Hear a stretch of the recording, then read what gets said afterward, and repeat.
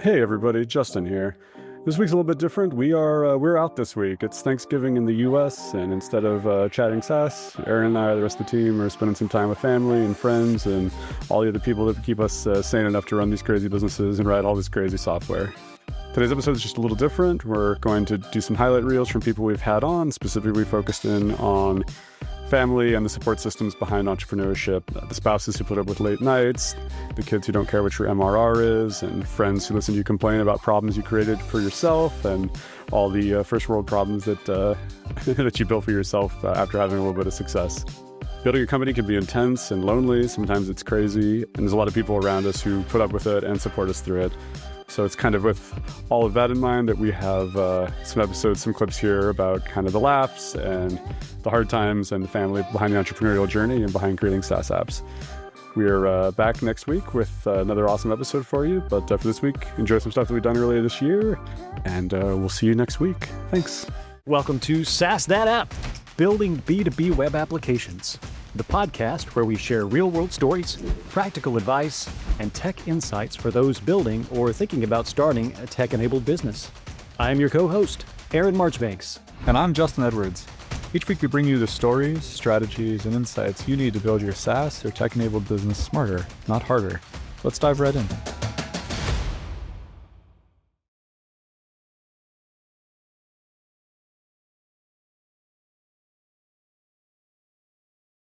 What kind of sparked your journey into the world of SaaS, and what keeps you passionate about it and helping people in that space today? I think in terms of passion, one of the things that these, particularly a bootstrap SaaS business, provides is the ability to focus on, I think, on the personal side of things that matter to you in life. And that doesn't mean that it's easy or always smooth sailing, but when you combine technical skills, marketing know-how, whether that's with a co-founder or the founder themselves is able to slowly build a business, we're also able to really nurture other parts of our lives. And time again, I've kind of gravitated towards that way of operating. It's not necessarily the best way, but it's a way that certainly for me has been fulfilling to be able to spend time with people that I care about, as well as do stuff that's been really interesting, intriguing, intellectually stimulating.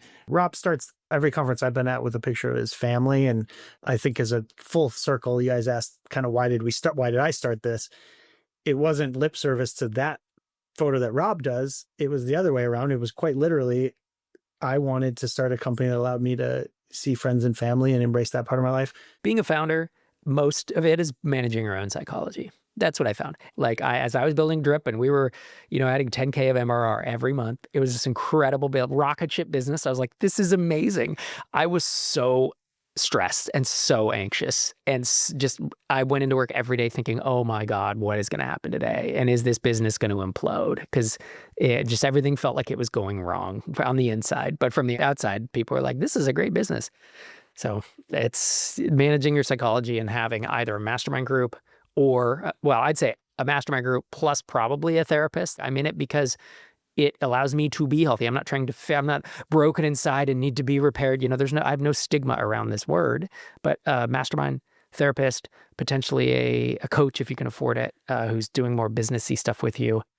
So you have a place to vent and to level set, and so you're not in your own head all the time. Because that's my problem, is I stayed in my own head too much and didn't talk to smart people who could be like, hey, wake up. This is really fun, and this should be fun, and you're actually having the success you've always wanted. Why are you so unhappy? And I see a lot of folks doing that. It was a lot of that. It was really the latter where, so my wife, Dr. Sherry Walling, she was a clinical psychologist. She has a PhD in psychology. And she is now effectively a coach for high-functioning CEOs, executives, and founders. And half of her practice, half of her, caseload is, so to speak, her clientele is probably a better word, is folks who are thinking about exiting, in the process of an exit, or have exited and are like trying to recover from it because it's like a little bit of PTSD. And so she came to me and said, I'm telling a lot of these people the same thing over and over. I'm saying the same things. I feel like I'm going to write something. My life has been an unusual journey, right? My story opens at 23, grinding on aluminum parts for minimum wage with a new wife and new baby on the way and no college education. That's kind of how my story opens. And just through intellectual curiosity and fortitude and just desire to learn, it's always way harder. You spoke of work-life balance.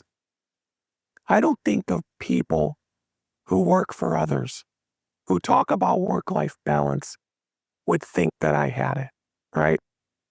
Now, I have 6 kids, an amazing wife. We homeschool. She has never had to work in our marriage. So I have some privileges there, like I would fully acknowledge. And I never missed a kid's birthday, right? That was important to me. But I worked lots of weekends. I worked through the night, lots of nights. I sacrificed extracurricular activities for my kids because I couldn't afford them, because I wasn't taking a big enough salary compared to what my salary was like when I was working for other people. Doing this is sacrifice. Sacrificing yourself, your time, your emotions. So you better have a great partner, a life partner if you're married. This disrupts marriages way too often. And if you really want to win, a 40-hour work week can cut it. You've got to be thinking about this when you're cutting the lawn, before you go to bed at night. When you wake up, you're grabbing on the phone, looking for engagement from potential leads. Like, it's a deep engagement and committed thing. Yeah, but at the end of the tunnel, there's potentially an 8-figure exit. So, you've got that to look forward to. Bazillion%. I wouldn't change anything. Now, here's the thing. I'm built that way, right? I'm built to do those nights and weekends and be sustained. I'm not draining energy when I'm working on a model. I'm getting energy, right? And so that's big. I'd like to think I didn't really make any mistakes with the family. My wife and I are still happily married. We're loving life at this stage in our life. And, my children seem to be happy and well adjusted, but that's a conscious effort, right? What I sacrificed was my leisure. I didn't sacrifice my family. I didn't sacrifice my work. I sacrificed the video games, the football games, the going out to, sports events, the golf, all that crap I didn't ever care about anyway. And so for me, it wasn't a hardship. Thanks for cruising along with us on SaaS That App. We hope you grabbed some insights that were inspiring, actionable, or at least entertaining. If you enjoyed the show, don't forget to subscribe and leave a review. Until next time, keep building, keep growing, and keep those apps sassy.